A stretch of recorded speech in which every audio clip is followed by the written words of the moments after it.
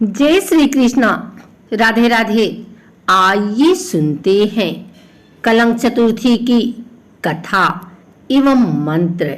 जब चतुर्थी का चंद्र देखने से श्री कृष्ण पर लगा चोरी का कलंक, स्यमंतक मणि की पौराणिक कथा एवं मंत्र। भाद्रपद मास की चतुर्थी तिथि शुरू होने से लेकर खत्म होने तक चंद्रमा का दर्शन नहीं करना चाहिए। यदि भूल से गणेश चतुर्थी के दिन चंद्रमा के दर्शन हो जाए तो मिथ्या दोष से बचाव के लिए इन मंत्रों का जाप करना चाहिए तथा कही गई कथा को सुनना चाहिए। आइए सुनते हैं कलंक दोष की मुक्ति के लिए इस मंत्र को। शीर्ण प्रसेन मोधित सिंहो जाम्बवता हतः सुकुमारक मारो दिस्तव ह्रोष्यमंत करः। एक बार नंद किशोर ने सनत कुमार से कहा कि चतुर्थी के चंद्रमा के दर्शन करने से श्री कृष्ण पर जो लाछन लगा था वह सिद्धि विनायक व्रत करने से ही दूर हुआ था। ऐसा सुनकर सनत कुमारों को आश्चर्य हुआ। उन्होंने पूर्ण ब्रह्मा श्री कृष्ण को कलंक लगने की कथा पूछी तो नंद किशोर ने बताया, एक बार जरासंध के भय से श्री कृष्ण समुद्र के मध्य नगरी बसाकर रहने लगे। इसी नगरी का नाम आजकल द्वारिकापुरी है। द्वारिकापुरी में निवास करने वाले सत्राजित यादव ने सूर्य नारायण की आराधना की। तब भगवान सूर्य ने उसे नित्य 8 भार सोना देने वाली स्यमंतक नामक मणि अपने गले से उतार कर दे दी। मणि पाकर सत्राजित यादव जब समाज में गया तो श्री कृष्ण ने उस मणि को प्राप्त करने की इच्छा व्यक्त की। सत्राजित ने वह मणि श्री कृष्ण को न देकर अपने भाई प्रसेनजीत को दी दी। एक दिन प्रसेनजीत घोड़े पर चढ़कर शिकार के लिए गया। वहां एक शेर ने उसे मार डाला और मणि ले ली। ऋक्षों का राजा जामवंत उस सिंह को मारकर मणि लेकर गुफा में चला गया। जब प्रसेनजीत कई दिनों तक शिकार से न लौटा तो सत्राजित को बड़ा दुख हुआ। उसने सोचा श्री कृष्ण ने ही मणि प्राप्त करने के लिए उसका वध कर दिया।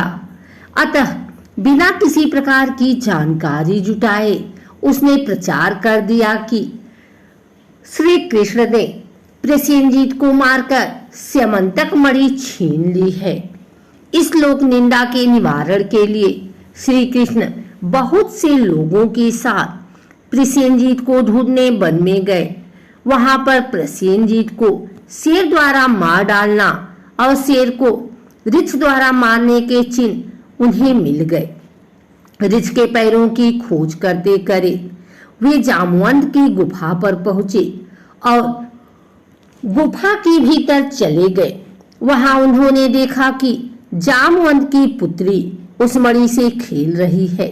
श्री कृष्ण को देखते ही जामवंत युद्ध के लिए तैयार हो गया। युद्ध छिड़ गया।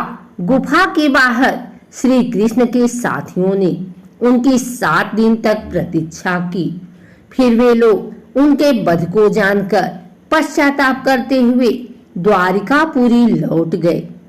इधर 21 दिन तक लगातार युद्ध करने पर भी जामवंत श्री कृष्ण को पराजित न कर सका। तब उसने सोचा, कहीं यह वह अवतार तो नहीं जिसके लिए मुझे रामचंद्र जी का वरदान मिला था। यह पुष्टि होने पर उसने अपनी कन्या का विवाह श्री कृष्ण के साथ कर दिया और मणि दहेज में दे दी। श्री कृष्ण जब मणि लेकर वापस आए तो सत्राजित अपने किए पर बहुत लज्जित हुआ। इस लज्जा से मुक्त होने के लिए उसने भी अपनी पुत्री का विवाह श्री कृष्ण के साथ कर दिया। कुछ समय के बाद श्री कृष्ण किसी काम से इंद्रप्रस्थ चले गए। तब अक्रूर तथा ऋतुवर्मा की राय से शतधन्वा यादव ने सत्राजित को मारकर मणि अपने कब्जे में ले ली। सत्राजित की मौत का समाचार जब श्री कृष्ण को मिला तो वे तत्काल द्वारिका पहुंचे। वे शतधन्वा को मारकर मणि छीनने को तैयार हो गए। इस कार्य में सहायता के लिए बलिराम भी तैयार थे। यह जानकर शतधन्वा मणि अक्रूर को दे दी और स्वयं भाग निकला। श्री कृष्ण ने उसका पीछा करके उसे मार तो डाला, पर मणि उन्हें नहीं मिल पाई। बलराम भी वहां पहुंचे। श्री कृष्ण ने उन्हें बताया कि मणि इसके पास नहीं है। बलराम जी को विश्वास न हुआ। वे अप्रसन्न होकर विदर्भ चले गए। श्री कृष्ण के द्वारिका लौटने पर लोगों ने उनका भारी अपमान किया। तत्काल यह समाचार फैल गया कि स्यमंतक मणि के लोभ में श्री कृष्ण ने अपने भाई को भी त्याग दिया। श्री कृष्ण इस अकारण प्राप्त अपमान के शोक में डूबे थे कि सहसा वहां नारद जी आ गए। उन्होंने श्री कृष्ण जी को बताया, आपने भाद्रपद शुक्ल चतुर्थी के चंद्रमा का दर्शन किया था, इसी कारण आपको इस तरह लांछित होना पड़ा। श्री कृष्ण ने पूछा, चौथ की चंद्रमा को ऐसा क्या हो गया है जिसके कारण उसके दर्शन मात्र से मनुष्य कलंकित होता है। तब नारद जी बोले, एक बार ब्रह्मा जी ने चतुर्थी के दिन गणेश जी का व्रत किया। गणेश जी ने प्रकट होकर वर मांगने को कहा तो उन्होंने मांगा कि मुझे सृष्टि की रचना करने का मोह न हो। गणेश जी ज्यों ही तथास्तु कहकर चलने लगे। उनके विचित्र व्यक्तित्व को देखकर चंद्रमा ने उपहास किया। इस पर गणेश जी ने रुष्ट होकर चंद्रमा को श्राप दिया कि आज से कोई तुम्हारा मुख नहीं देखना चाहेगा। श्राप देकर गणेश जी अपने लोक चले गए और चंद्रमा मानसरोवर की कुमुदिनियों में जा छिपा। चंद्रमा के बिना प्राणियों को बड़ा कष्ट हुआ। उनके कष्ट को देखकर ब्रह्मा जी की आज्ञा से सारे देवताओं के व्रत से प्रसन्न होकर गणेश जी ने वरदान दिया कि अब चंद्रमा श्राप से मुक्त तो हो जाएगा, पर भाद्रपद शुक्ल चतुर्थी को जो भी चंद्रमा के दर्शन करेगा उसे चोरी आदि का झूठा लाछन जरूर लगेगा। किंतु जो मनुष्य प्रत्येक द्वितीया को दर्शन करता रहेगा वह इस लाछन से बच जाएगा। इस चतुर्थी को सिद्धि विनायक व्रत करने से सारे दोष छूट जाएंगे। यह सुनकर देवता अपने अपने स्थान को चले गए। इस प्रकार भाद्रपद शुक्ल चतुर्थी को चंद्रमा का दर्शन करने से आपको यह कलंक लगा है।